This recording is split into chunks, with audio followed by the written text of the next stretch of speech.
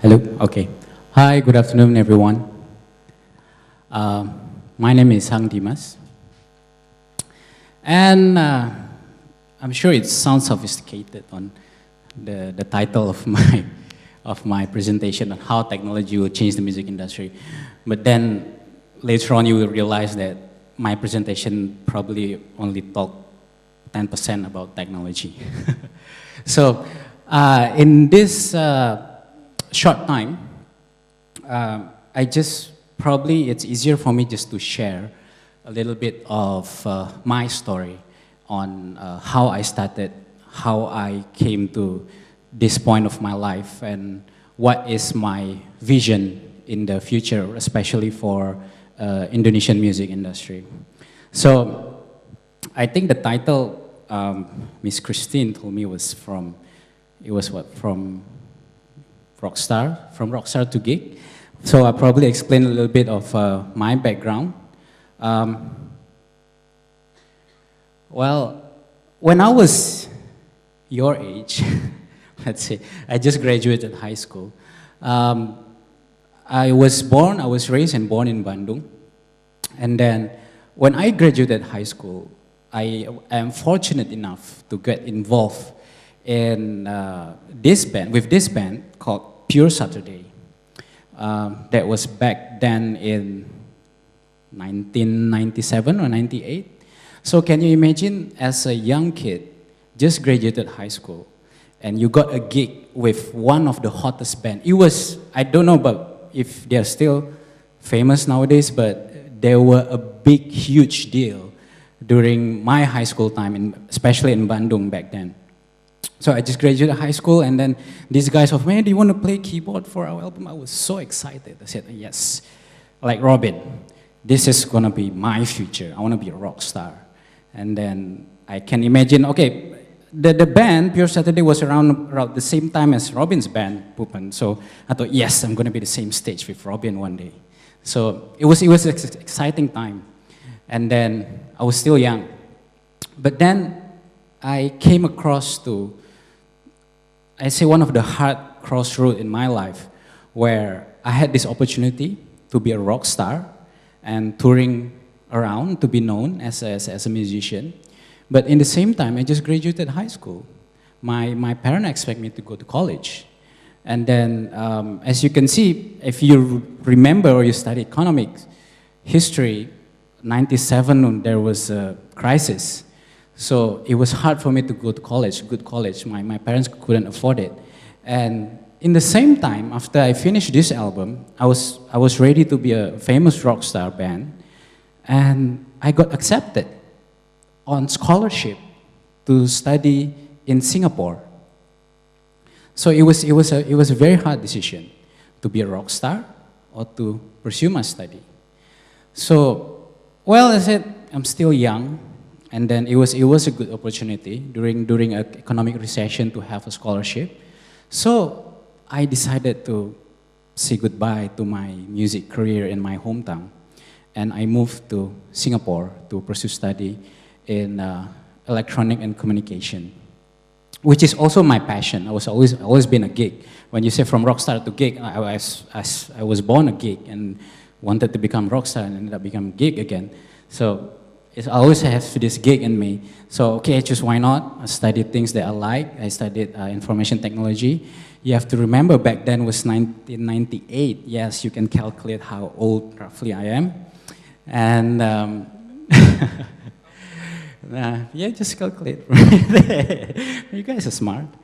And then I choose the later. I went to Singapore and studied there. Remember in 98, okay, you probably wouldn't remember, probably your lecturer would know that in 98, internet wasn't that really big deal in Indonesia. There were no smartphones, and then, you know, all we had was MIRC and probably Yahoo. So it was very early stage, but I already had an opportunity, I had a luxury to learn on how this technology worked. So I think I made the right decision to choose my study. But of course, I always have this passion, that burning said, oh, you know, I want to play music. So, and the economic was hard. And then I couldn't learn anything in my college. There were no college bands in Singapore. If you've been to Singapore, it's a very boring place. And then, so I started to take part-time job as a waiter, dishwasher, so that I can save up money. And that money I used to study sound engineering. And I did. So during final year in my study, I managed to enroll to a School of Audio Engineering, Singapore, part-time. So after I work hard, in the morning I go study in my IT study. In the evening, twice a week, I study sound engineering. So I learn a lot from that experience.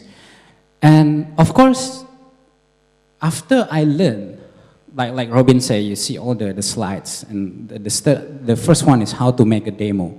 So of course, after I learned music production, or the proper one in School of Audio Engineering, the itch came back to me. Okay, now that I know how to produce a good music, why don't I produce another one? You know, you used to borrow the big name of the band Pure Saturday, but now I have to start on my own. I have to create my own music. I have to produce my own music. So I did. Well, music industry was pretty much non-existent even until today. So the market is really small. It's very hard to monetize, to make money from music. But I did it anyway because I want to. And I could. So after that, two things happens. From my college, I got accepted in Singapore Telecom Mobile. So, as you know, at that time, Singtel was one of the biggest telecommunication company in the region. They bought Telkomsel at that time. During when I was in Singtel, Singtel was the majority shareholder for Telkomsel, so it was a big deal. And I did learn a lot from that. But the great thing while working with Singtel is I have a good salary. And you know what I do with that salary? I produce album. I finally can afford, like Robin said, you must have the rich one in the band for you to afford music instrument, to afford to go studio. So I use my salary, my hard-earned salary, I produce an album. And I started a band with Singaporean. Most of my band are Singaporean. I call the band Bumi Band. So, but can you imagine in that pretty small country with music industry pretty much non-existent, you know what happened? My band got an award. It was a bit blurred. And then this was in 2003, I guess, where I won an award in not local but regional music award. The award called Anugerah Planet Music. It still existent until today, but I came in as a Singapore band, not as an Indonesian band. So I compete, because it's a regional award, we compete with Indonesia, Singapore, Malaysia, Brunei, and we won one of few awards that year. And not just once, twice. The next award we also win. We won few awards. So this was the next awards. This was I think 2004 or 2005. So I had a pretty good music career, so-called, even if there's no money involved. But I got like Robin said, I got the knowledge from my peers that I am a good music producer. In the same time, I had a very good career in Singtel. I had a very good career. Because if you remember earlier, Singtel bought Telkomsel. And my managers already told me, Dimas, you are one of our Indonesian staff. If you stay with us, one day we will send you to Indonesia as a director, or as, you know, I will hold a position in Telkomsel Indonesia as part of Singtel. How great is that? To be able to go back home to Jakarta as an expat. I'm sure that's most of us could dream over here, you know. So it was an exciting time for me. But in the same time, my music my music career also took off. So again, I came to this crossroads where I have to make a hard decision. And you know what? Where previously I chose my study, this time around I choose music. So I quit my job, my really nice job on Singtel, and because of my achievement in music, I got invited to work in Malaysia. So I did. I moved to Malaysia after living in Singapore for about 7 years. So after 7 years in Singapore, I moved to Malaysia. In Malaysia, I start my music production. I produced for most of the big artists at that time, Siti Nurhaliza, Amy Search, you name it, I've produced them. But again, there's this thing inside me that called me, hey, you have to do your own music again. So I did. Even though I had a famous band in Singapore, no, I don't want to do that. I want to start all over again. So I did start all over again from scratch. I started a band in Malaysia called Hujan. You know, you see the similarity, Bumi, Hujan, you know? Yeah. So I started the band from scratch. We started to tour like this in like college tour, but that was around 2006 and 2007. You know what happened during that time? I don't know if you still remember. Were you there or not? MySpace. So MySpace changed my life. We were the first band in Malaysia that can accumulate 100,000 friends on MySpace. It was a big deal back then, especially if you think Malaysia only has about 25 million population. So it was a big deal. Our song went viral, and not long after that, YouTube became a big deal. Around 2007, 2008, we were there, we witnessed it, because we were the first Malaysian band that had 1 million views on YouTube. That was back in 2007. So it was a big deal. And suddenly, we won another award in Malaysia. This was Anugerah Industri Music Malaysia. So again, we are being acknowledged by our peers. And from there, things just went crazy. We were touring all over the country. We are living, I can tell you, I was living a rock star life. And you know the best part of it? From playing in the band, I could afford to rent a nice apartment. I could afford to buy a car. So I was living my dream back then with Hujan. Yeah, we were everywhere back then. And TV shows, we even world tour. This was in Dublin, Temple Street.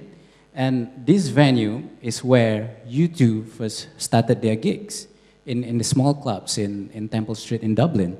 So we went to Dublin, we went to UK twice, we went to Australia twice, we went to France twice as a rock star. And can you imagine, it was really fun to getting paid to travel and to play music and to connect with people. So I had living that life as a rock star. But you know, once in a while, I went back to Indonesia, of course, to visit my family and so on.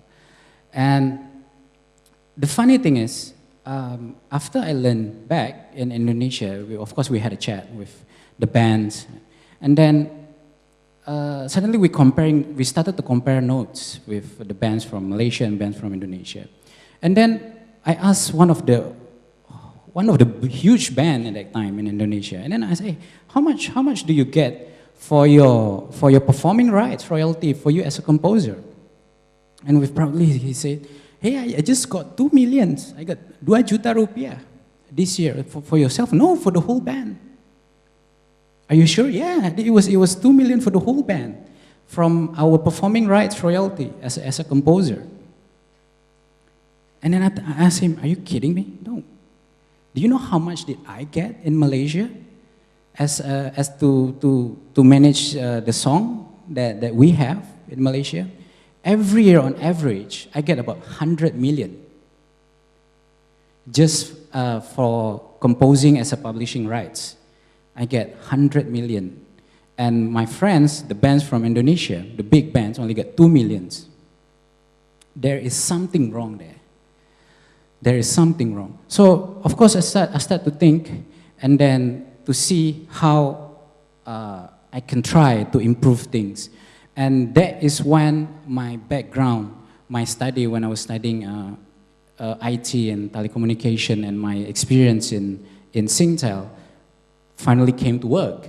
So I start to think how, with my knowledge of the music industry and of the technology, how can we improve the music licensing system in Indonesia?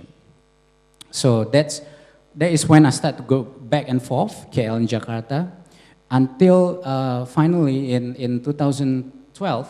Oh, sorry, this is just a comparison. This is in Malaysia. As you can see, let's say around my time in 2008, the revenue for licensing body, MACP PPM3 licensing body, is about 57 million ringgit.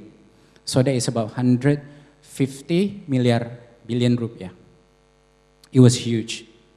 You know how much Indonesia until today? Roughly around, berapa Irfan? 10 miliar? Licensing, performing rights? Yeah, 10 miliar. Malaysia, 25 million population can collect 150 billion. Indonesia, 250 million, 10 billion. So there's something wrong there. So I started to talk, to make some noise, until one day in 2012, I finally can present to Indonesian music stakeholder, and I start to present my concept on how the technology can change the music industry and how will that benefit for everyone, the musician, the songwriters, the music labels, and so on. So that happened in 2012, and the response was good. We were fortunate enough that at that time Ringback was in a collapse downhill, so the labels are desperate to find a new revenue, and I told them this could be your new revenue from music licensing. So I start compare with the rest of the countries that has a good revenue from licensing. So I created this system. So with my company, Langit Data. So what we did in Langit Data is we are able to track every song that has been played in public space. This particular one was from one particular karaoke house. So I can know what song has been played on this. Okay, on the 1st June 2004, there are a few hundreds, every day. And I know what are the song that has been played. The number one that time, Lumpuhkan Ingatanku, Geisha. And, it's pretty obvious. That was June 2014. And then I can know who are the composers. There should be another one for the performers here. So I will know who are the producers, the composers, and the performers by the song has been played in the public karaoke. So if we click further, you can have even more details on this is the top performer's name. So this is useful when the industry start to collect performing rights, and then so this time around they know how to distribute them. So you can actually distribute the money that you collected to the rightful owners, the actual artists, the actual songwriters that the song been played in the karaoke house. So that's my vision that I see to be implemented in Indonesia. So, and then, of course, things wasn't that easy for us. Once we managed to cover it in technology side, we had problems with legislation and politics and so on. So, this is me. I happen to be involved in the process to create our new intellectual property law. So this was me and few stakeholders from the music industry. We were presenting, this is Parliament building, Gedung DPR. So we were presenting, I was fortunate enough to be part of the team, not also to handle the technology side, but I also part involved to create the new law for the intellectual property. I was part of the music industry stakeholder. So the good news is we have the new law of intellectual property. If you can Google that, Undang-Undang Nomor 28 Tahun 2014. That was the last bill that SBY signed, I think, before he stepped down. So with that new law, I was hoping, and with the technology that I know we can do, I was hoping that we can have a better future, especially when I talk we about the music industry, the musician, the performers, not just the artists that you see on stage or you see on TV, but also includes the songwriters who put heart and soul to write that beautiful songs, or just a simple guitar player who put that melody touch that in the intro of that song that makes that song particularly a hit. So these people can be rewarded fairly with the technology that we have today. And my vision is, just want to briefly show you, this is the report from CSAC, it's the international body that do the collection of performing rights. And this is the report.